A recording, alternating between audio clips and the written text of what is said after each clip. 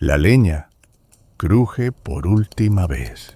El resplandor ámbar se encoge como un animal que busca refugio, y tú lo observas, medio hipnotizado, mientras el aire frío de la habitación comienza a reclamar su territorio.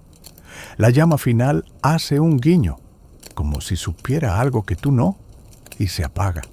De golpe, todo es sombra, ni una farola, ni un piloto rojo de televisor, ni siquiera el tic-tac molesto de un reloj. Solo la respiración lenta de quienes comparten este espacio contigo, y quizá algún que otro resoplido que, francamente, podría ser humano o de la cabra que duerme en la planta baja. En la Edad Media, tu noche empieza mucho antes que la nuestra. No hay Netflix que estirar un capítulo más, ni WhatsApp que te mantenga en scroll infinito. El día muere con el sol, y el mundo entero parece aceptar la invitación a cerrar los ojos. La oscuridad no es algo que interrumpa tu vida, es el marco en el que ocurre. Y vaya marco, completo, profundo, sin fugas de luz artificial que confundan a tu cerebro.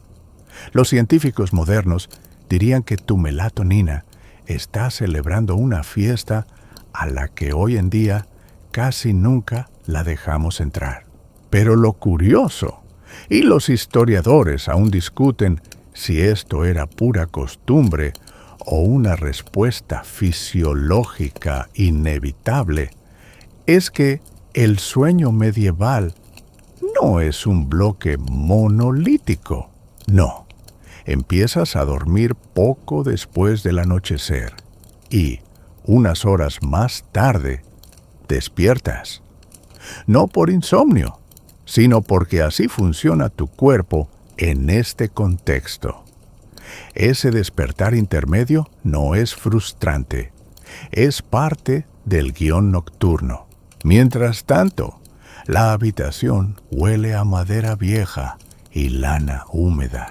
Sientes el calor acumulado en las mantas gruesas, aunque la nariz esté fría. Afuera, el silencio es tan sólido que podrías casi apoyarte en él. Si tienes suerte, quizá escuches a lo lejos un búho que, francamente, lleva siglos perfeccionando su sentido dramático. Y tú, aquí, sin pantallas que te roben la vista, ni noticias que te disparen la ansiedad. Solo el latido de tu corazón, el calor prestado por otros cuerpos y esa sensación extraña de que el día se ha terminado. De verdad, dormirás pronto, profundamente, y por un rato tu mente quedará fuera del tiempo, como si el mundo pudiera arreglarse solo mientras sueñas. Abres los ojos. No sabes qué hora es, pero la oscuridad sigue siendo absoluta. No hay sensación de mañana todavía, y sin embargo, estás despierto. No por ruido, ni por frío, ni por una pesadilla. Simplemente porque tu cuerpo lo ha decidido. Bienvenido al sueño partido, el patrón medieval que haría sudar frío a cualquier gurú moderno del dormir 8 horas seguidas. Funciona así. Te acuestas poco después de la puesta de sol, caes en un sueño profundo y regenerador, y luego, unas 3 o 4 horas después, tu conciencia se asoma tímidamente de nuevo. Este intermedio no es un fallo, es una característica. Los médicos de la época incluso le tenían nombre: primer sueño y segundo sueño. Y lo curioso es que los textos de médicos renacentistas lo describen como lo más normal del mundo, algo tan cotidiano como lavarse la cara al amanecer. Los historiadores aún discuten si era puramente cultural o si la ausencia total de luz artificial lo provocaba de forma natural en la fisiología humana. En este paréntesis nocturno no hay prisa por volver a dormir. Te incorporas un poco, escuchas la madera crujir bajo el peso de la casa, notas cómo el aire frío resbala por la habitación. Podrías rezar unas oraciones, revisar que las brasas aún conserven algo de calor, o, si te sientes creativo, tallar un trozo de madera junto al fuego. También podrías charlar con quien comparta cama contigo, o con todo el grupo, si la estancia es comunal. La magia del sueño partido es que nadie lo vive como una interrupción. No tienes el estrés moderno de «Dios mío, me he desvelado, mañana estaré fatal». Aquí es tiempo regalado, un momento para procesar sueños extraños, para planear el día siguiente, o simplemente para sentir el silencio como una manta más. Fuera, el pueblo entero está igual que tú, ni despierto del todo, ni dormido del todo. Un estado liminal, como si el mundo entero contuviera la respiración. Tal vez, en alguna casa, alguien esté escribiendo a la luz de un candil, registrando sueños que cree mensajes divinos. O quizá, simplemente, estén masticando pan duro a escondidas. Porque, sí, a veces el hambre no espera al desayuno. Luego, sin darte cuenta, las sombras te reclaman otra vez. Te estiras, cierras los ojos y el segundo sueño llega suave, como si siempre hubiera estado ahí, esperándote. El segundo sueño aún no te abraza. Estás en ese territorio extraño que vive entre la vigilia y el descanso, donde el tiempo parece olvidarse de avanzar. Aquí, en la Edad Media, ese intermedio no es un error del sistema, es una oportunidad.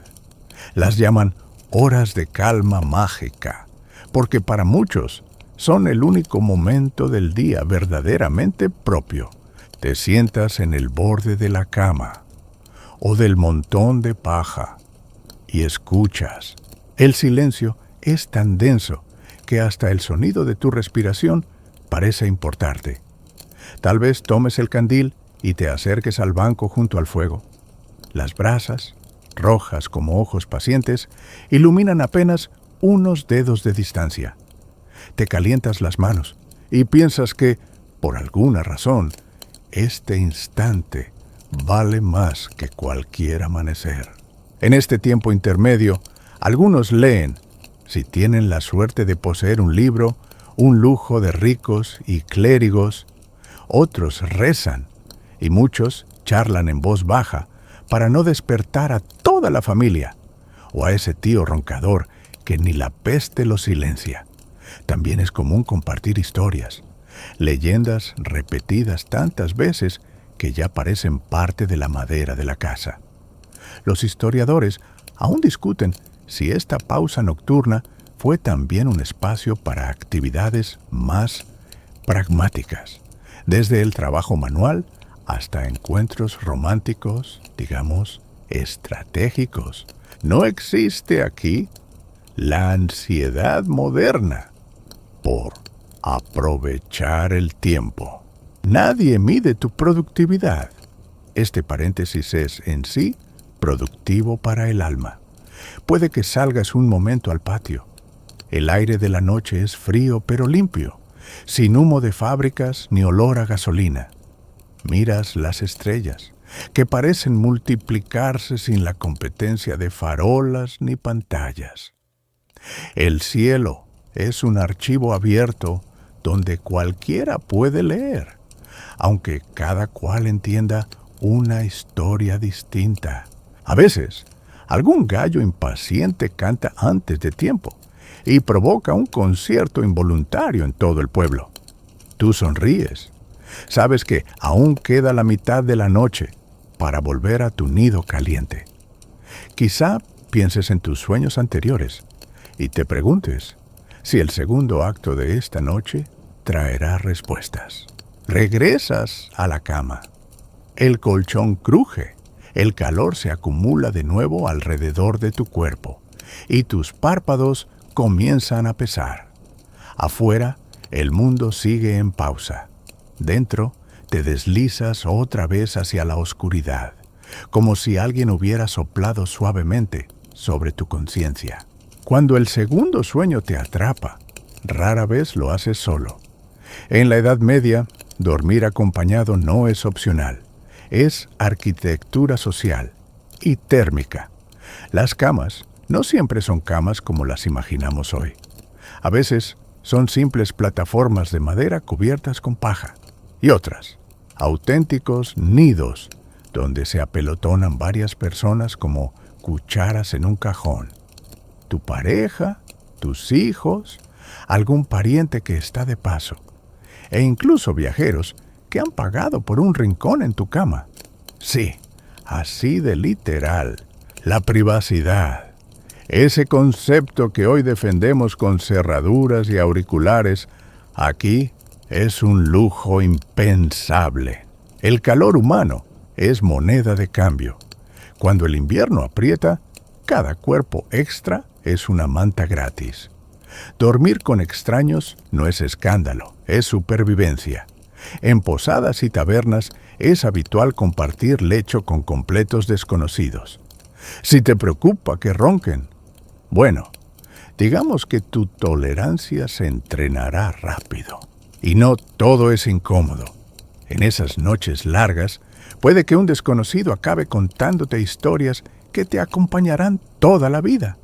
O tal vez no pronuncie una palabra y lo recuerde solo por tener los pies perpetuamente fríos. Los historiadores aún discuten si esta costumbre fortalecía los lazos comunitarios o simplemente era una consecuencia inevitable de la falta de espacio y calefacción. A veces, la mezcla de olores es intensa: lana húmeda, aliento con sabor a cerveza, madera ahumada y ese toque indefinible que podríamos llamar medieval auténtico. Pero en medio de todo hay algo reconfortante: la sensación de pertenecer a un pequeño mundo, protegido por capas de mantas y cuerpos. Si duermes en una granja, puede que los animales estén cerca, separados apenas por una tabla o incluso compartiendo el mismo espacio. Un resoplido de caballo, el susurro de plumas de gallina, el coro de sonidos nocturnos que, lejos de molestarte, acaban siendo tu arrullo. Al principio, cuesta el roce de un codo, la respiración ajena, ese misterioso ¿quién me está pisando la pierna? Pero al cabo de unos días lo integras en tu sueño. Es el equivalente medieval de tener ruido blanco de fondo, irregular, imprevisible y extrañamente calmante. Te acurrucas. Adaptas tu postura para encajar en este puzzle humano y dejas que el calor colectivo te arrastre. La noche avanza y tú flotas en un mar de sueños compartidos, donde nadie duerme completamente solo. La casa respira, literalmente. Cada rendija entre tablones, cada hueco mal ajustado en la ventana, es un pequeño pulmón que exhala frío y aspira calor. En la Edad Media, tus muros no son muros macizos sellados con triple acristalamiento. Son estructuras vivas, hechas de madera, barro, piedra, paja. Materiales nobles, sí, pero que no conocen la palabra aislamiento como la usamos hoy. Cuando el viento sopla, la casa silba. Cuando nieva, el aire que entra huele a hierro y a silencio. Dormir aquí significa aceptar que la temperatura de tu cama y la de la calle son, digamos, socias cercanas. Por eso, las mantas son más pesadas que un contrato hipotecario moderno, y las capas de ropa no se reservan solo para el día. El gorro de dormir no es caricatura, es defensa personal contra amaneceres congelados. El fuego, centro de toda vida doméstica, no se queda encendido toda la noche. No por falta de ganas, sino porque la madera es un recurso que no se gasta a lo tonto. Así que, tras el último crepitar, el calor empieza su retirada lenta pero inevitable. Te refugias en tu microclima, bajo las mantas, respirando aire helado mientras tu cuerpo guarda su calor como un tesoro. Y luego está el humo. El humo. Sin chimeneas modernas, el fuego expulsa su espíritu gris hacia el techo, y de ahí se cuela por cualquier salida improvisada. Respiras su rastro toda la noche. Podría parecer molesto, pero curiosamente actúa como repelente natural de insectos y, según algunos, incluso ayuda a conservar la madera. Los historiadores aún discuten si este humo tenía beneficios reales para la salud, o si simplemente aprendimos a convivir con él porque no había otra opción. El aire de la casa está vivo, cambia con cada ráfaga, con cada paso que das hacia la puerta, con cada leño que añades al fuego. A veces huele a pan horneado por la tarde, otras a establo cercano, otras a lluvia que se cuela por las grietas. Y, aunque hoy suene incómodo, esta mezcla es parte de la firma sensorial de tu descanso. Te arropas más. Escuchas el viento explorar cada esquina de tu hogar y sientes que la noche te envuelve de verdad. Aquí, el calor no es algo que das por hecho. Es una conquista nocturna, lenta y silenciosa.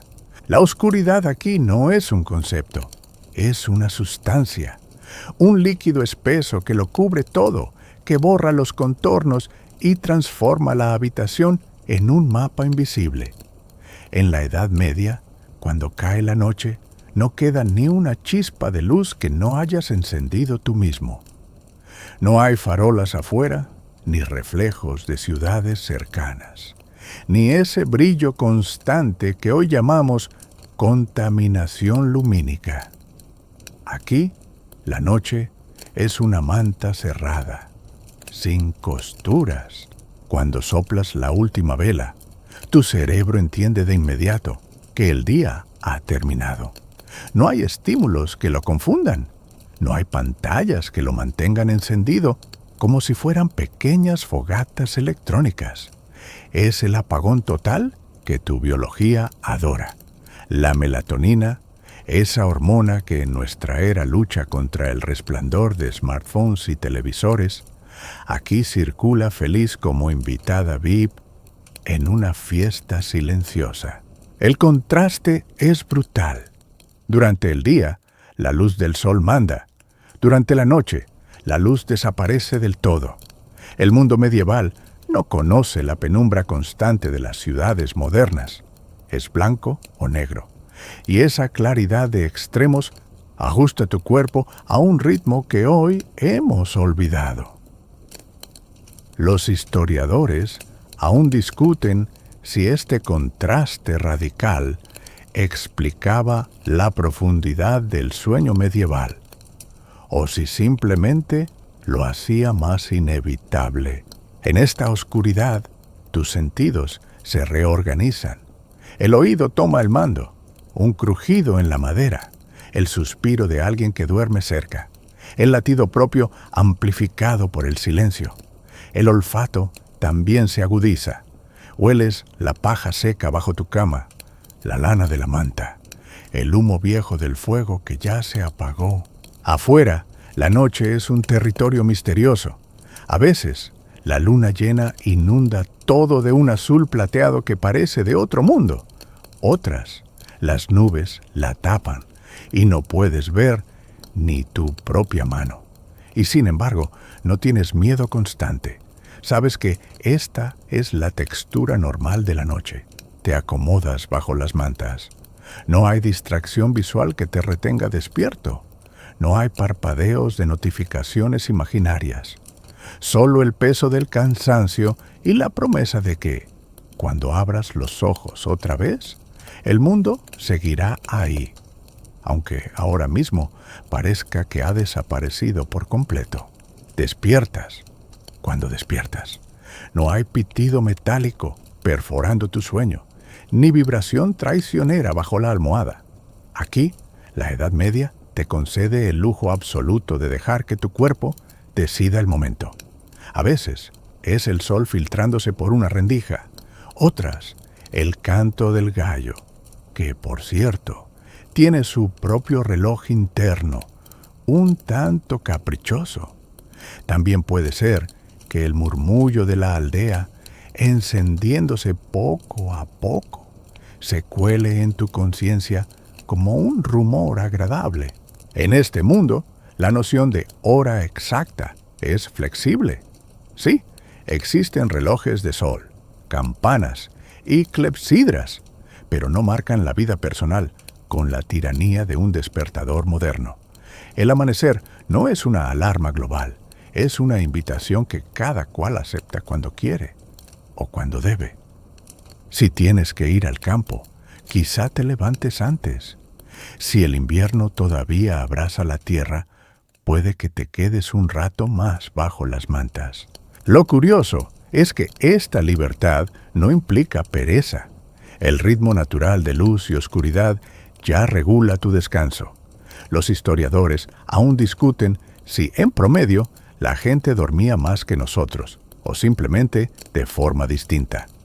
Lo cierto es que la ausencia de alarmas no llevaba a jornadas más cortas, solo a despertares menos violentos.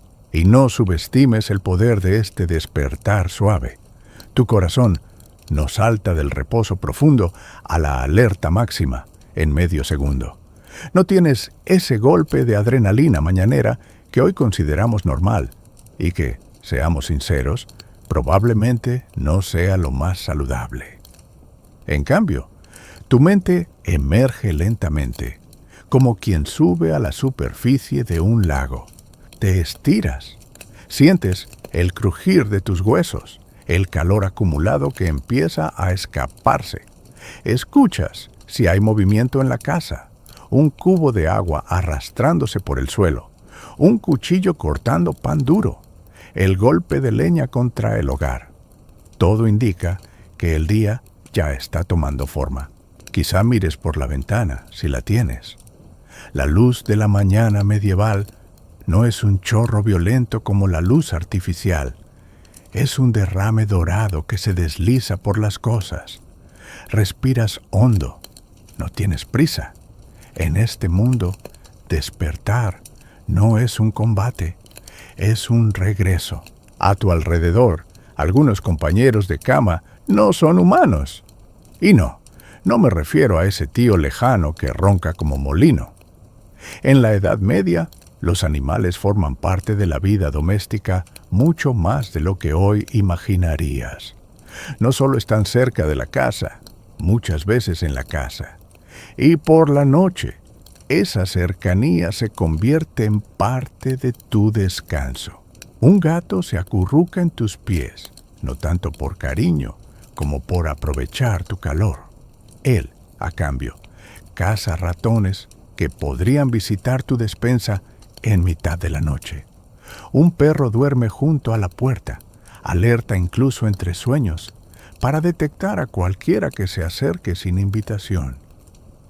Su respiración acompasada se mezcla con la tuya, y ese latido de vida extra añade una capa de seguridad que ninguna cerradura medieval podría darte.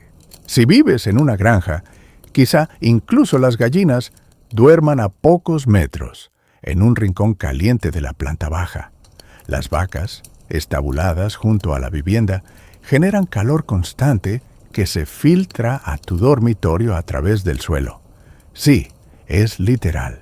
Tu calefacción central se llama bovino. No es que la convivencia nocturna con animales sea siempre idílica.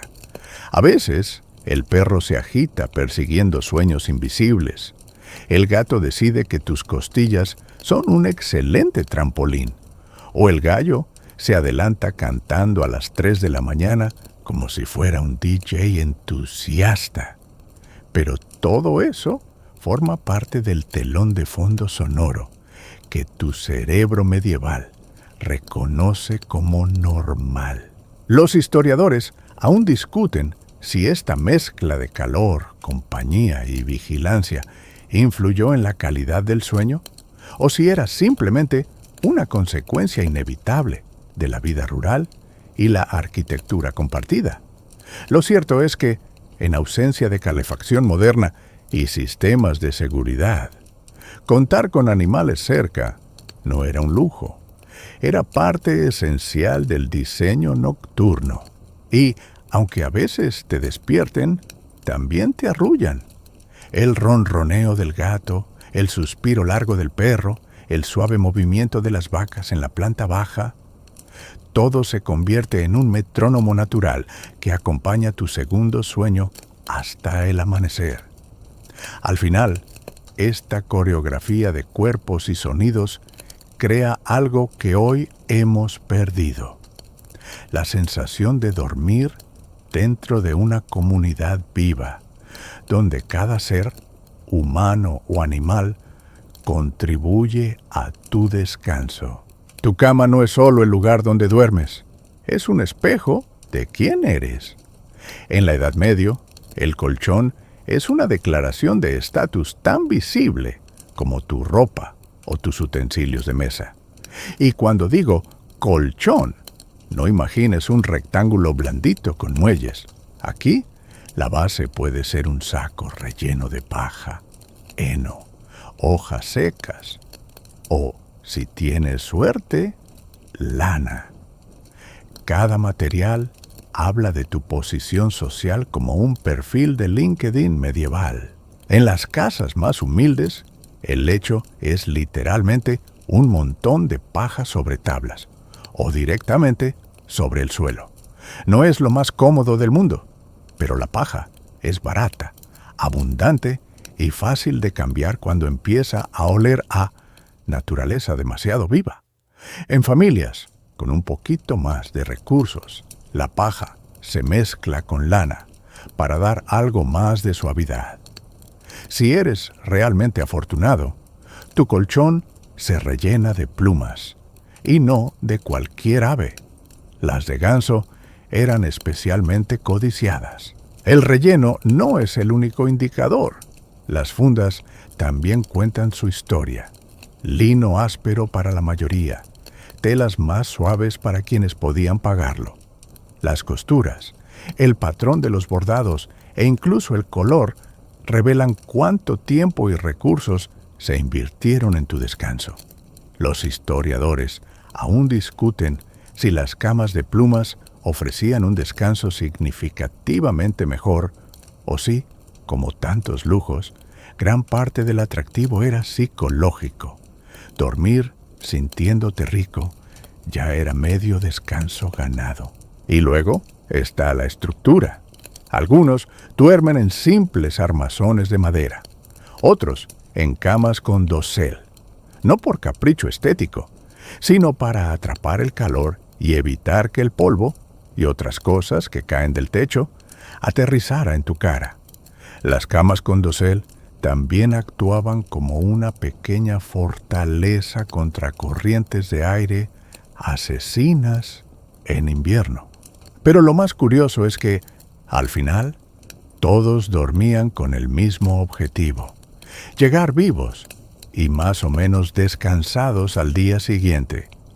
La cama, lujosa o modesta, era un lugar de refugio en un mundo que podía ser ruidoso, frío e impredecible. Te acuestas, notas el tacto del material bajo ti, escuchas cómo cruje la estructura con tu peso. Sea paja, lana o plumas, es tu territorio nocturno. Y en ese instante, mientras el mundo se apaga, lo que importa no es de qué está hecho, sino que, por unas horas, es tuyo. El silencio medieval no es un vacío, es una partitura sutil. Cuando apagas el último fuego y la oscuridad ya es un hecho, tus oídos empiezan a notar lo que queda. Nada de motores, sirenas, vecinos con taladro a las 7 de la mañana. Aquí el silencio suena distinto. Es profundo, amplio, casi táctil. Desde tu cama, lo que oyes son capas de calma. Quizá el golpeteo suave del viento en la madera, algún grillo que insiste en su solo interminable, el mugido apagado de una vaca que se acomoda en la planta baja, y muy lejos, casi como un eco que tarda en llegar, el sonido de una campana marcando las horas en la iglesia. No es un ruido que irrite, es un recordatorio tranquilo de que el tiempo sigue pasando, aunque tú no tengas que hacer nada al respecto. En ciudades medievales, el silencio no era absoluto, pero sí mucho más pausado. Algún vigilante nocturno podía cantar sus rondas, no para entretenerse, sino para demostrar que seguía despierto, y de paso, ahuyentar a cualquiera con malas intenciones. Pero incluso esos sonidos eran tan espaciados y predecibles que tu cerebro los aceptaba como parte de la noche. Hoy sabemos que la exposición a ruidos repentinos puede fragmentar el sueño sin que siquiera lo notes. Los historiadores aún discuten si la tranquilidad medieval, con su reducido catálogo de sonidos nocturnos, explicaba parte de la profundidad de su descanso. Lo cierto es que, al no haber interrupciones constantes, tu mente podía hundirse en esas fases de sueño reparador que ahora perseguimos con aplicaciones y meditaciones guiadas. Si vivías en el campo, el silencio era aún más envolvente. En noches sin viento, el aire parecía inmóvil, como si todo el mundo hubiera firmado un pacto de quietud. Hasta los animales se sumaban. Los perros dejaban de ladrar, las aves callaban, y el propio río, si había uno cerca, bajaba el volumen a su murmullo. Te arropas, sintiendo cómo ese silencio se cuela bajo las mantas, como si fuera otra capa de abrigo. Es un silencio que no incomoda. Al contrario, te recuerda que, por unas horas, nada urgente te reclama. Es la mejor medicina, una que no viene en frascos, sino en la simple ausencia de todo lo que podría despertarte. Cuando por fin te sumerges en el segundo sueño, no entras solo en un descanso físico, entras en un territorio que, para la gente medieval, está cargado de significado. Los sueños no son simples ocurrencias de tu cerebro aburrido, son mensajes, advertencias o incluso profecías que vale la pena descifrar. En esta época, no hay psicólogos que te hablen del subconsciente ni manuales de autoayuda que expliquen por qué soñaste que ibas desnudo al mercado. Aquí, la interpretación de los sueños es casi un oficio. Los monjes, los curanderos y hasta tu vecina más chismosa tienen teorías sobre lo que significa soñar con agua, con fuego, con un viaje. Y sí, los libros de oniromancia existen y circulan, aunque leerlos es privilegio de unos pocos. Si sueñas que vuelas, tal vez sea señal de que recibirás buenas noticias. Si ves animales extraños, puede que signifique cambios en tu vida o en el clima. Y si sueñas con pan recién hecho, no es solo porque tengas hambre. Podría interpretarse como abundancia que está por llegar. Los historiadores aún discuten si estas interpretaciones eran más superstición que tradición estructurada. Pero para la mentalidad medieval, no hay duda. Los sueños importan. Lo fascinante es que, con el patrón del sueño partido, las personas tenían un momento ideal para pensar en lo soñado, el intervalo nocturno. Entre el primer y segundo descanso, Podías comentar tus sueños con quien compartiera tu cama o tu espacio, analizarlos bajo la luz de las brasas y decidir si era necesario actuar al respecto. Algunos incluso rezaban para cambiar el rumbo de un mal presagio antes de volver a dormirse. También existía la creencia de que ciertos sueños podían ser inducidos.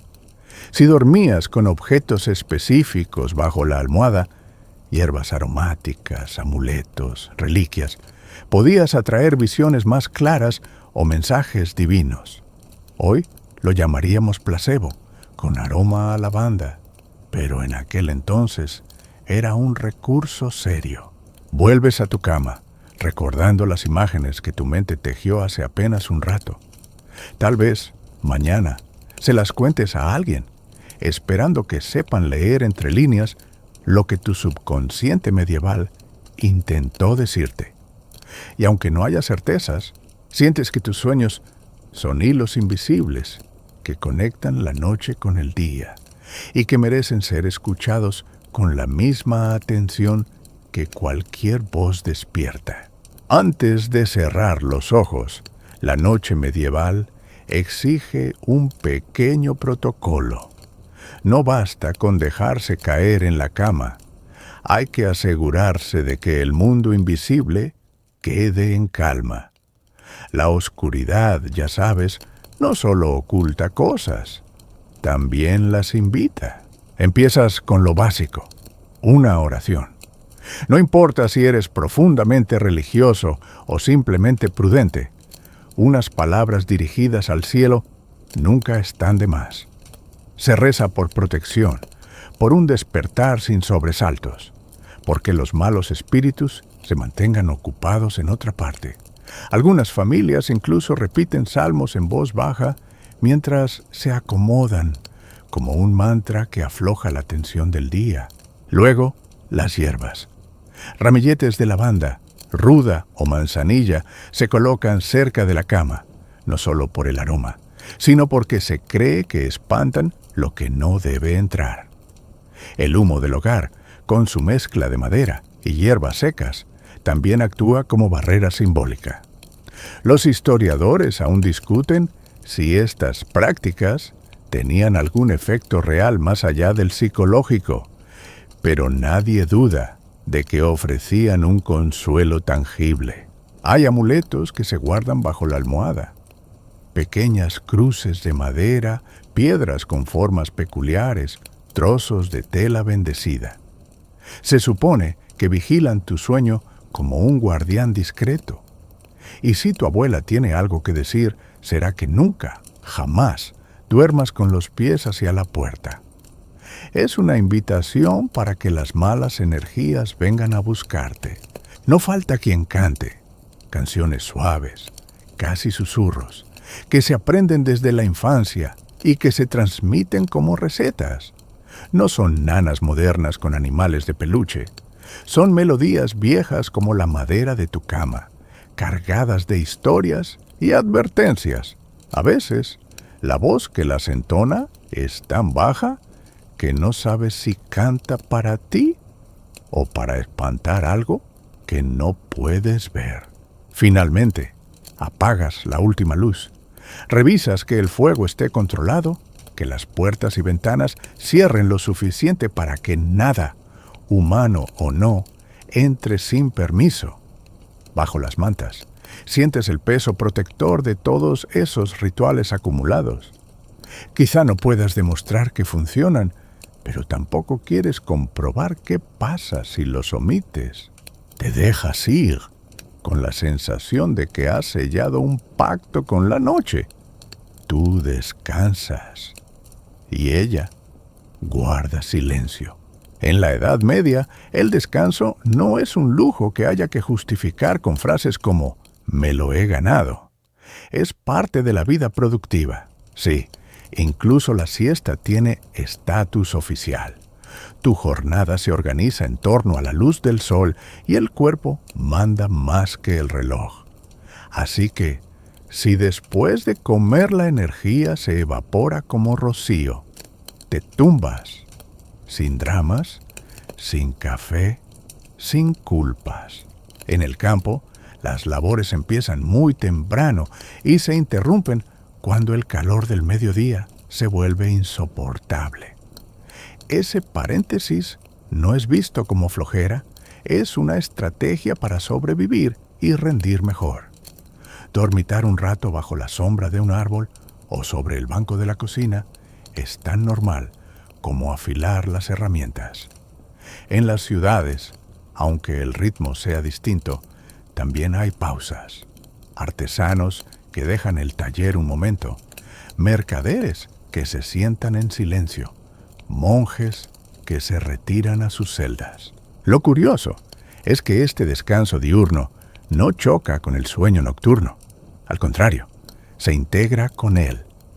Los historiadores aún discuten si esta costumbre era una consecuencia directa del sueño partido o si respondía a la dureza física de la vida medieval.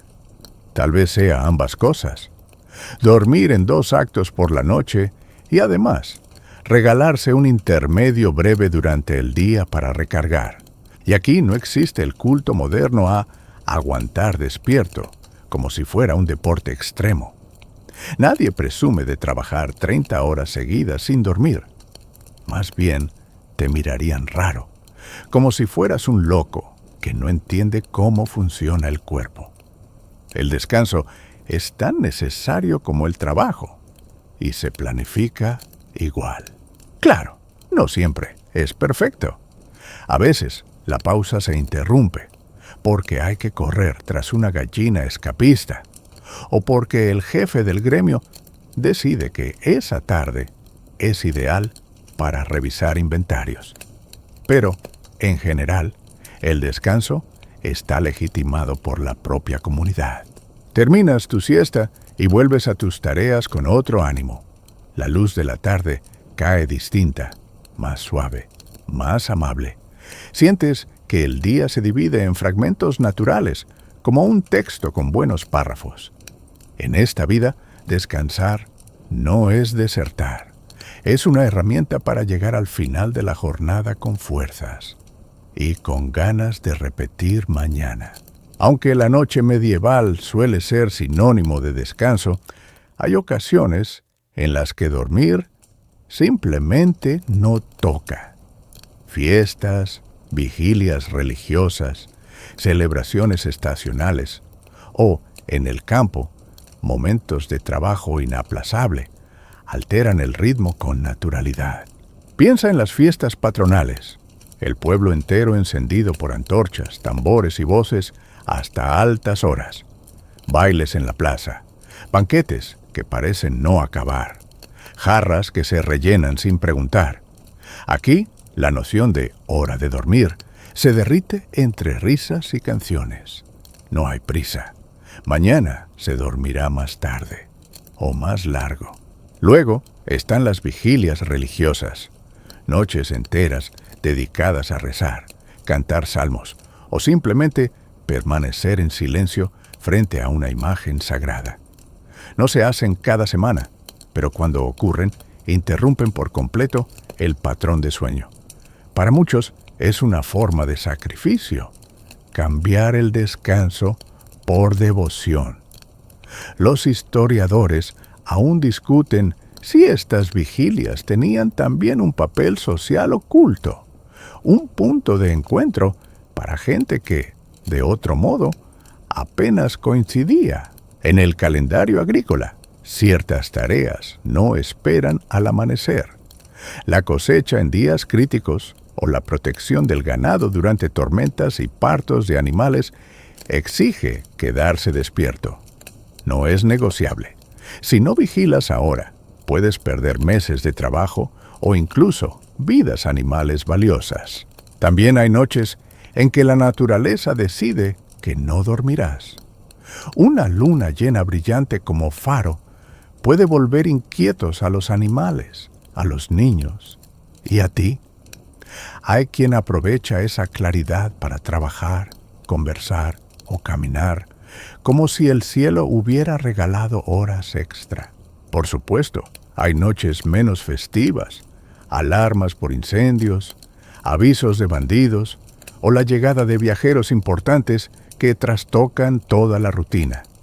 En pueblos pequeños, estas noticias corren como pólvora, y aunque no todos participen, pocos logran dormir mientras algo importante ocurre afuera. Lo curioso es que la gente no dramatiza estas alteraciones.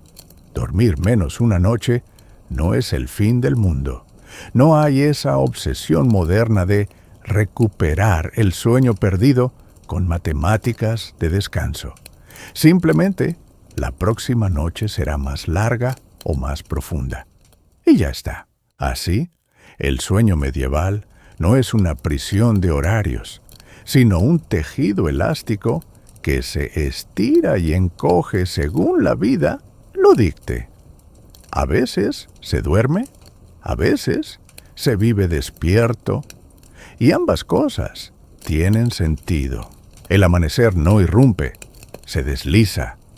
La luz entra despacio, filtrándose por rendijas y ventanas cubiertas con tela, como si no quisiera despertarte bruscamente. El aire es frío, pero no hostil. Más bien, te recuerda que afuera la vida ya está empezando. No hay alarma que te sacuda, ni obligación de saltar de la cama en 3 segundos.